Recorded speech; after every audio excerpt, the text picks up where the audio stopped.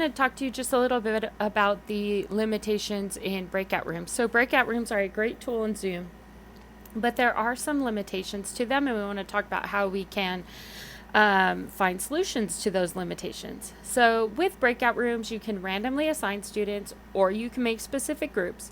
You can move students between groups while they're in breakout rooms. You can only join one group at a time, so you're only going to be able to work with one set of students at a time, and students can leave the breakout room and return to the main room at any time. So the first limitation that we have is that you can only be in one room at a time. So unlike a face-to-face class where you can kind of look at everyone at the same time and see what's going on, with the breakout rooms, you can only go into one at a time. Whichever room you are in as the host is the one that's recorded, but we need a way to monitor student learning even if you're the only adult in the room. So we have to have a way to be able to see kind of what students are doing and who needs help. And the way that we can do that is by using a collaborative document where each group documents their learning, and it has a place for the students to ask teacher questions. This way, you as the teacher can monitor the collaborative document. You can see who's working and who's not working. Here's an example of a collaborative document that I used. This was for professional development about Zoom. And so I have the group number right here. This is what they were supposed to be talking about, and this is what the teachers came up with. Now, in this group 3, I could see that they were working great. Group 4, they were working great. However, this was a fail on my part because I got stuck with one group who was having a problem, and I never realized that group 5 had failed to get to work. So this is one way that you as the teacher can monitor what's going on with all the groups.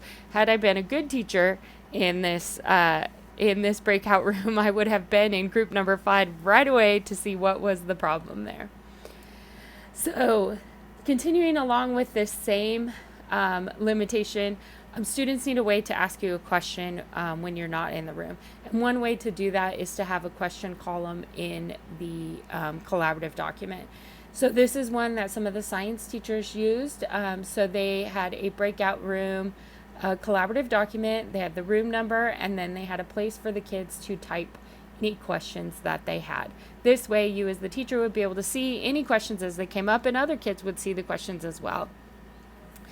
Okay, limitation number 2, students can no longer see your screen in the breakout room. So the moment you assign breakout rooms, students can no longer see your screen. So they need to be able to have access to the prompt or to the task, and that needs to be shared within their own breakout room. So they're going to have to know how to do that before they go into the breakout room. The collaborative document that you create is going to be vital for this because it's going to have all of the directions on it so that students can refer back to that while they're in the breakout room. It is a good idea to make sure that everyone has brought up the document before you start the breakout room, so then you know everybody knows at least what they should be looking at before they leave you. So here's an example again from the science team. They have all of the directions right here, 1, 2, 3, 4. I also think it's a good idea to assign somebody to be the direction reader, even if you have already gone into the breakout room. You know, students would get in the breakout room and be like, I don't know what I'm supposed to do. So having somebody who's going to be in charge of reading the directions is also a good rule. Limitation number 3, what you do before assigning the breakout rooms is probably more important than the work in the breakout rooms, at least to begin with. So students work better with clear directions.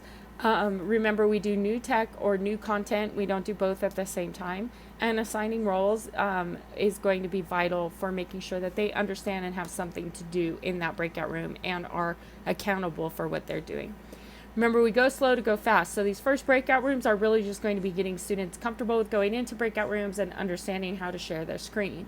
We want to assign roles and also tell students how to pick their roles if they need them. So let me give you some examples. Again, from the science team, we've got the oldest in the group will be the facilitator, and it has the description of the facilitator, who will report out, the time monitor, and communications. Like I said before, I probably also have a direction reader, someone whose job it is to read the directions, depending on your age level. Limitation number 4, expectations matter. So this is a new way for students to learn, being kind of on their own in this virtual breakout room. So we need to have clear expectations. First of all, kids need to know how to contact the teacher when they're in the breakout room. So do you want them to use the chat? Are they sending you an email? Doesn't matter. You need to go over that. How to behave. They need to know how they're supposed to be acting and what the expectations are for them in there. They need to know what to do if they accidentally erase something on the collaborative doc. It's a good idea to show them and to let them know that you can see everything that's written in the collaborative doc through the revision history. And it's a good idea to do that before the collaborative document gets kind of filled up with all kinds of people on it. It'll be easier to show how you can see what someone has written. So just a good idea to head that off before they go into their breakout rooms. Remind them that they're being recorded. And then it's also a good idea to let them know what they should do if they get kicked off or kicked out, just so that they are clear and are not anxious about that. So these are some of the things that we need to think about before we do breakout rooms and some of the limitations.